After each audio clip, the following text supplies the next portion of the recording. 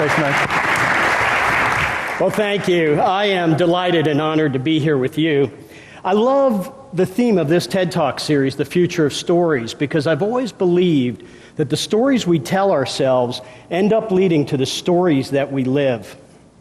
The future of stories are so important because our stories shape our future. And if we're totally engaged, they shape the future of our lives, our companies, our country, and the world.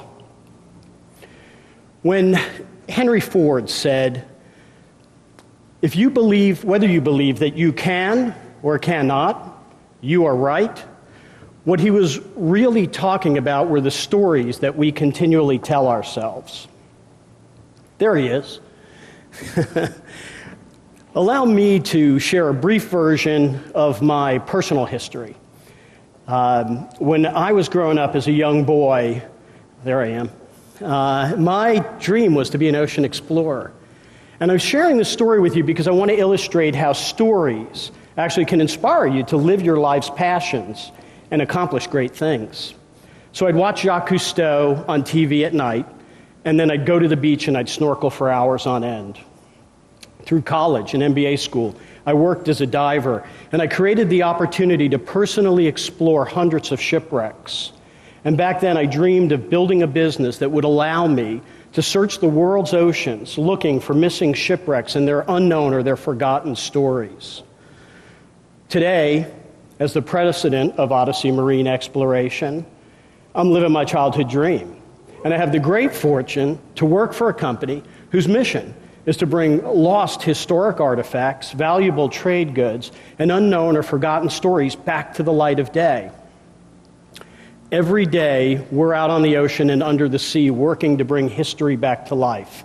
And every day, I'm delighted and grateful to be where I am, getting to do what I get to do. I can tell you that the thrill of being out on one of our ships as we're unfolding the story of discovery, technology, and adventure on the high seas, it's even better than I thought it was going to be when I dreamed of this as a kid. Now, most recently, our story includes finding and recovering 48 tons of silver from the SS Garisapa. She was a World War II casualty sunk by a U-boat. The challenge here was we found the Garisapa in over 15,000 feet of water. That's almost 3 miles underwater. And to put that in perspective, that's deeper even than the Titanic. But it was our willingness to attempt to do what had never been done before that just recently, just 2 months ago in fact, resulted in the deepest recovery of the most valuable cargo ever made from a shipwreck. In fact, I think it's going to be in the Guinness.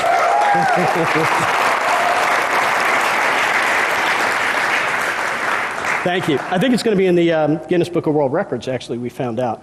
And just so you know, that's what 48 tons of silver looks like. And that's the smile you get on your face when you put $40 million worth of silver on your boat. So anyway, our explorations always uncover fascinating stories that were either unknown or long forgotten. As an example, in 2003, the story of the SS Republic only came to light because of our discovery of a shipwreck about 100 miles off the coast of Georgia in about 1,700 feet of water. The SS Republic started her life, actually, as the SS Tennessee, and she was a technologically advanced ship for her day when she was launched in Baltimore Harbor in 1853. She had dual side-mounted paddle wheels, a unique walking beam engine, and a full sail configuration. And this propulsion configuration gave her tremendous speed. In fact, back in her day, she crushed the transatlantic speed crossing record. In 1861, the Republic was in the port of New Orleans when the Civil War broke out, and the Confederate Navy quickly seized her and converted her into a blockade runner. In April 1862, Admiral David Farragut led the successful invasion and the capture of the port of New Orleans, and when he saw this little-known ship tied to the wharf there, he instantly recognized her value. He commandeered her and made her part of his fleet. Well, Farragut took a real liking to this ship given her superior speed and maneuverability. In fact, he liked her so much he designated her one of his flagships. The Republic went on to serve as part of Farragut's fleet in the decisive Civil War naval battle, the Battle of Mobile Bay. And it was during this naval engagement that Farragut issued the now world-famous command, Damn the torpedoes, full speed ahead. Now, a little background on that. When Farragut was talking about torpedoes, he wasn't talking about what we know as torpedoes today, projectiles fired from submarines, but rather sea mines. So the Confederates had put out a field of sea mines around the entrance to Mobile Bay, and it was their defensive perimeter. Early in the naval engagement, one of Farragut's ironclads, actually pictured here lying on its side, struck one of those sea mines or torpedoes. And when it exploded, it instantly killed 90 of Farragut's men. And this was a crushing loss for Farragut. But he realized early in this battle he had to spur the rest of his fleet into action and push them forward into combat. And that's when he issued the now world-famous command, damn the torpedoes, full speed ahead. Well, that day, Farragut's fleet, including the SS Republic, went on to decisively win the Battle of Mobile Bay. Now, stories have always inspired exploration, whether it was Marco Polo inspired by the tales of the wealth being created in the spice trade in the Far East, or Christopher Columbus searching for faster routes to those same riches. In fact, Columbus inadvertently discovered the New World, and in so doing, he left a record of triumph over discouragement and obstacles. In fact, Columbus said, by prevailing over all obstacles and distractions, one may unfailingly arrive at their chosen goal or destination. Now, both Marco Polo and Christopher Columbus went exploring with their eyes wide open. And when they did that, they went and found so much more than what they originally set out to find. They found new worlds, new cultures, new histories, even new medicines. So it strikes me now, there is an inextricable link between stories and exploration. On the one hand, we have these great explorers who were inspired to go on their missions of exploration because of stories they'd either heard or read. And on the other hand, explorers go out and take tremendous risk, but they always bring us back amazing stories that are shared for generations to come. At Odyssey, we're driven to explore because we believe, much like the great explorers of the past, that when you go exploring, you're going to make new discoveries and bring back new stories that are going to greatly benefit society. We also believe you must explore with your eyes wide open because just like Columbus finding the New World, when you go exploring with your eyes wide open, you'll oftentimes create a greater story than you ever set out to create. I'll give you an example from our annals. The recovery of some deep ocean sediment from the shipwreck site of the SS Republic, the great ship whose story I just shared with you, yielded a truly surprising discovery. You see, we found this bacteria that had adapted to live in the harsh environment 1,700 feet under the ocean. And when we brought that bacteria back into our normal atmospheric environment, it not only survived, it actually reproduced, and this is extremely rare. Cancer researchers at a major medical institution have been working with this sample, and they actually believe that this may be a rare form of antibiotic. It's a protein, so they can replicate it in the lab, and it's quite small, so they say it shows good potential for penetrating disease cells. In early lab testing, this antibiotic has been killing most known forms of antibiotic-resistant staph infection. Now, will this initiative ultimately prove successful? We don't yet know. It's too early. But in a world where bacteria seems to be adapting to all of our known antibiotics at an alarming rate, the stakes are just too high for us not to push forward and try. So, what future stories might that discovery write? Will future generations learn that a formerly incurable disease was finally cured as the result of a bacteria found while some guys were exploring a deep ocean shipwreck? Who knows? It remains to be seen. Exploration is the story that defines us, challenges us, and develops us every day.